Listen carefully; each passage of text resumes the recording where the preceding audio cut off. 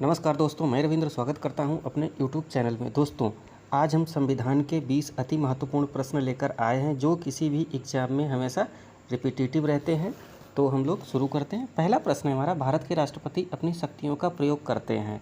Option है सीधे अथवा अपने अधीनस्थ अधिकारियों द्वारा, मंत्रियों द्वारा, प्रधानमंत्री के द्वारा या मंत्रिमंडल के द्वारा। तो ये प्रयोग करते हैं सीधे अथवा अपने अधीनस्थ अधिकारियों द्वारा। अगर बात करें मंत्रियों की, तो दोस्तों भारत में जो मंत्री हैं वो 3 तरह के होते हैं। एक होते हैं कैबिनेट मंत्री, दूसरे होते हैं राज्य मंत्री और तीसरे होते हैं उपमंत्री। ठीक है। अगर बात करें प्रधानमंत्री, तो प्रधानमंत्री बहुमत दल का अपना प्रधान होता है या मंत्रिपरिषद का प्रधान होता है। अगर बात करें मंत्रिमंडल की, तो देखिए मंत्रिमंडल में कौन कौन होता है। इसमें एक होता है तुम्हारा कैबिनेट मंत्री, कैबिनेट, और प्लस इसमें होते हैं प्रधानमंत्री जी। ठीक है, तो प्रधानमंत्री। अच्छा, अगर प्रश्न में आ जाए कि इनकी सदस्य संख्या कितनी हो सकती है, तो इनकी जो सदस्य संख्या होती है वो होती है 12 से 32 के बीच। अगर मंत्रिमंडल पे, तो समझ गए मंत्रिमंडल और मंत्रिपरिषद में आगे चल के अगर कहीं प्रश्न आता है तो मैं बताता हूँ।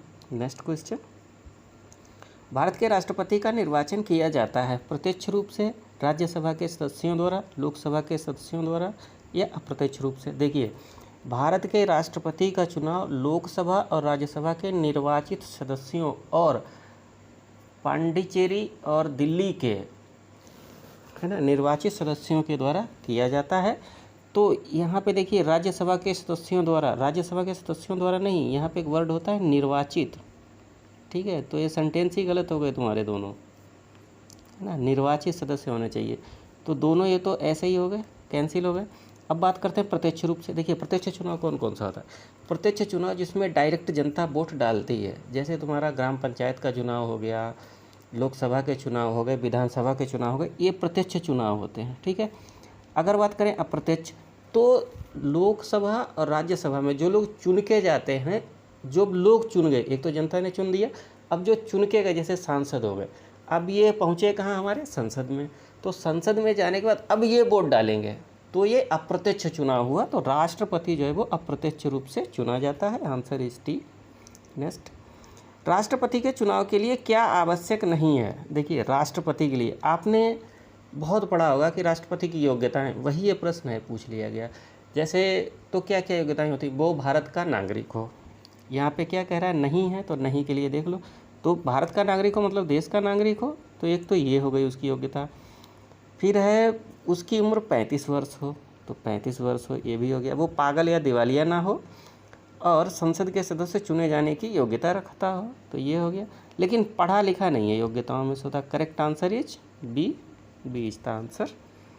नेक्स्ट, भारत के राष्ट्रपति को उसके पद से हटाया जा सकता है भारत के प्रधानमंत्री द्वारा, नहीं हटा सकते।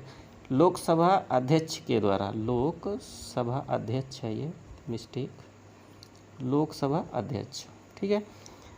भारत के मुख्य न्यायाधीश द्वारा नहीं। संसद के द्वारा, देखिए संसद के द्वारा हटाया जा सकता है।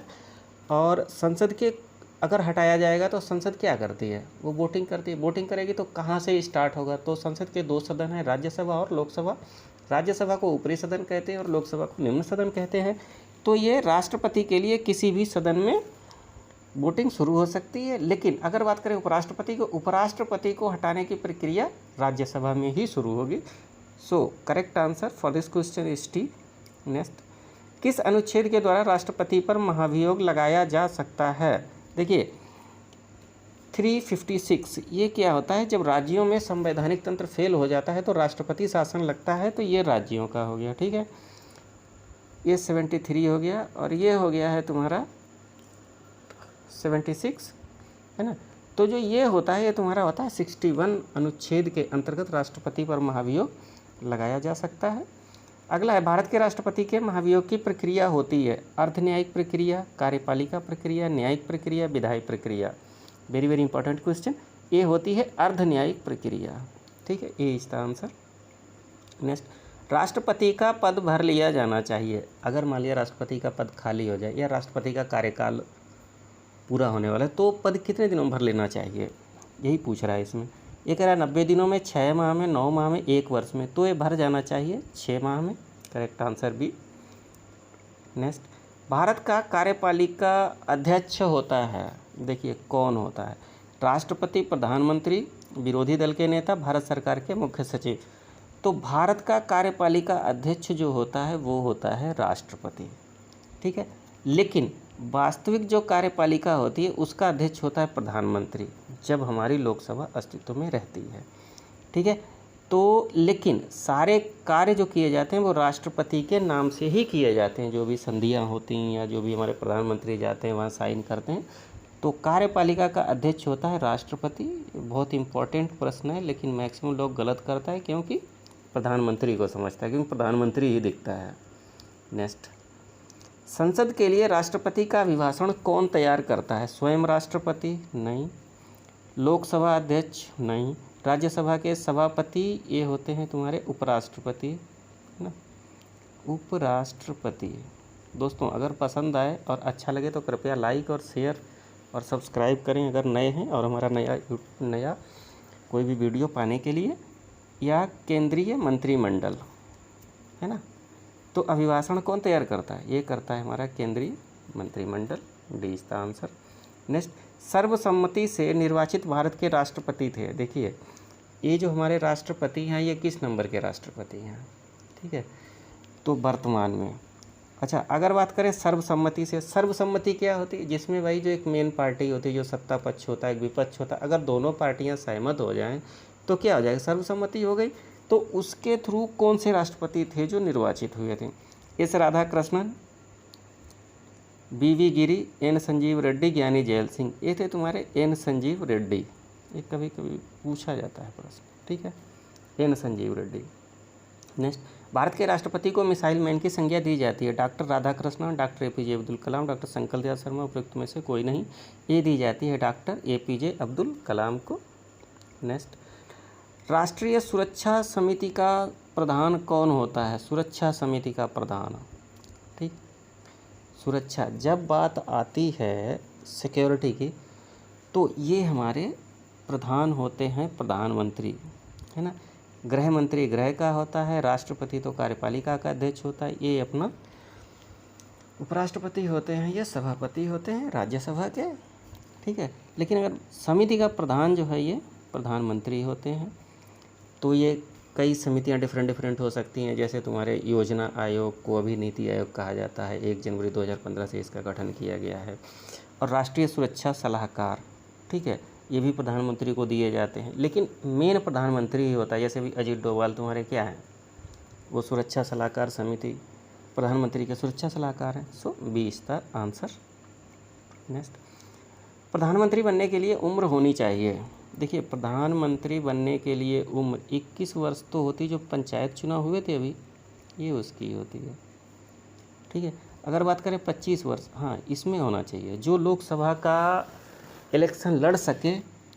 तो यहाँ पे प्रधानमंत्री पूछ लिया एक्चुअली में, वैसे ये होता है लोकसभा के लिए उम्र होनी चाहिए, और लोकसभा में होता कौन है? प्रधानमंत्री, ठीक है।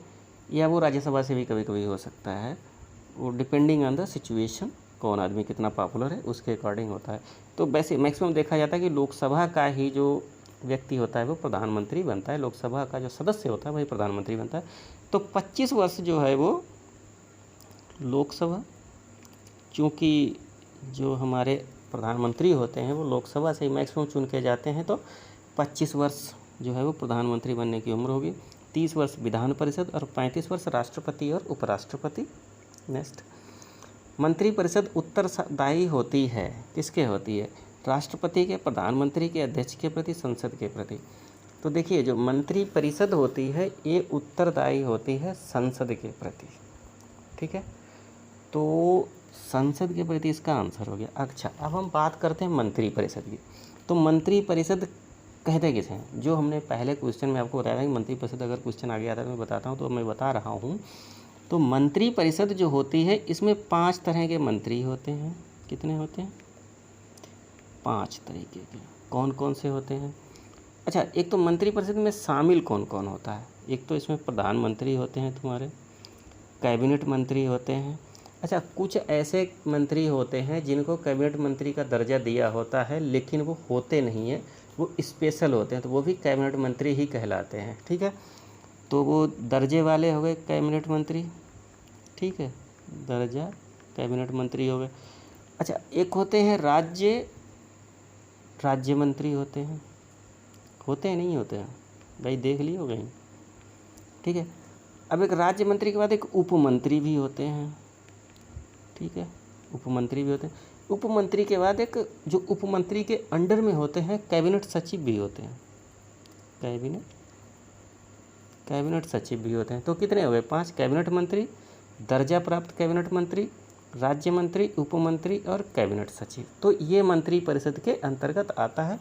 अच्छा, मंत्री परिषद का हेड कौन है? इसका हेड होता है अपने यहाँ प्रधानमंत्री। अगर बात करें किस अनुच्छेद में इसका वर्णन है, तो इसका जो वर्णन है वो है अनुच्छेद 75 में, इम्पोर्टेंट, ठीक है। तो ये हो गया। अच्छा, अब हम बात कर लेते हैं संसद की, संसद के प्रति। आपने देखिए पढ़ा बहुत होगा, लेकिन संसद में कौन कौन होता है ये आपको आता है तो बताइए, नहीं तो सीख लो। तो संसद, अब मैं बात करता हूँ संसद की। देखिए संसद में कौन कौन होता है तुम्हारा, ठीक है। संसद में 3 लोग होते हैं। अच्छा, 3 कौन कौन से होते हैं? एक होता है तुम्हारा राष्ट्रपति, ये पूरे देश के पति होते हैं राष्ट्रपति, इसलिए स्त्रियों के भी पति हो गए ना भाई, राष्ट्र के पति हैं तो स्त्रियों के भी हो गए। दूसरा होता है लोकसभा, ठीक है, इसको निम्न सदन भी बोलते हैं। और तीसरा होता है राज्यसभा, ये उच्च सदन होता है, ठीक है। अभी हमारी एक नई लोकसभा बन रही है, वो विस्ता प्रोजेक्ट के तहत। तो कितने होते हैं? 3 होते हैं। संसद में कौन कौन होता है? राष्ट्रपति, लोकसभा, राज्यसभा, अगर प्रश्न में आ जाए तो। अब मंत्रिपरिषद उत्तरदायी किसके प्रति होती है? संसद के प्रति। नेक्स्ट क्वेश्चन, कौन सा एक प्रस्ताव भारत के मंत्रिमंडल रख सकती है, ठीक है।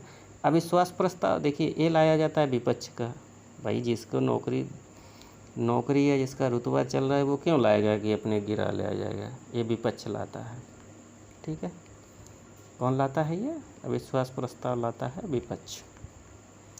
भर्त्सना प्रस्ताव, जब कोई गलत काम होता है तो उसकी लोग भर्त्सना करते हैं, मैक्सिमम सरकार द्वारा ही लाया जाता है। स्थगन प्रस्ताव जो होता है, जब संसद की संयुक्त बैठक बुलाई जाती है तो उसका जो स्थगन होता है वो लोकसभा अध्यक्ष द्वारा लाया जाता है। अगर बात करें विश्वास प्रस्ताव, तो ये मंत्रिमंडल लाती है विश्वास प्रस्ताव, ये अपना आंसर है। कौन सा एक प्रस्ताव भारत के मंत्रिमंडल रख सकती है? D is the answer. Next, कानूनी विषयों पर राज्य सरकार को कौन परामर्श देता है? देखिए राज्य सरकार की बात हो रही है, पॉइंट टू बी नोटेड। महान्यायवादी जो होता है ये तुम्हारा भारत सरकार का होता है। किसका होता है? भारत सरकार का, ठीक है। एडवोकेट जनरल ये होता है अपना राज्य सरकार का, जिसको महाधिवक्ता बोलते हैं, ठीक है। उच्च न्यायालय का मुख्य न्यायाधीश ये भी नहीं होता, और महान्यायाधीश भी करता ये भी नहीं होता है। So the correct answer is B. Next, लोक लेखा समिति का अभिभावक किसे कहा जाता है? देखिए लोक लेखा समिति का अभिभावक कहा जाता है नियंत्रक एवं महालेखा परीक्षक को। ये अनुच्छेद 148 के अंतर्गत आते हैं। इन इंग्लिश CAG बोलते हैं इनको, controller and auditor general of India. संसद की बात करें तो अभी मैंने आपको पहले बताया था, मंत्रिपरिषद में मैंने अभी हम लोग डिस्कस कर चुके हैं, राष्ट्रपति भी डिस्कस कर चुके हैं, ठीक है। नेक्स्ट क्वेश्चन, इसका आंसर जो है वो है हमारा नियंत्रक एवं महालेखा परीक्षक, लोक लेखा समिति का अभिभावक जिनको कहा जाता है। नेक्स्ट है, लोकसभा में वर्तमान सदस्य संख्या कितनी है? देखिए ये है तुम्हारी 545, डोंट कन्फ्यूज। अच्छा, अगर हम बात करें लोकसभा में सदस्यों की संख्या, तो अभी एक हमारी नई संसद है बन रही, उसकी कैपेसिटी क्या होगी? उसकी कैपेसिटी होगी लोकसभा में बैठने की 888। अगर बात करें राज्यसभा में बैठने की तो वो है 384। और अगर वहाँ पे बात करें संयुक्त सत्र में बैठने की तो उनके सदस्यों की संख्या होगी 1242, नोट कर लें। और विस्ता प्रोजेक्ट के तहत नई संसद बन रही है और इसका काम मिला है टाटा प्रोजेक्ट्स लिमिटेड को, 2022 में बनकर तैयार होने की संभावना है।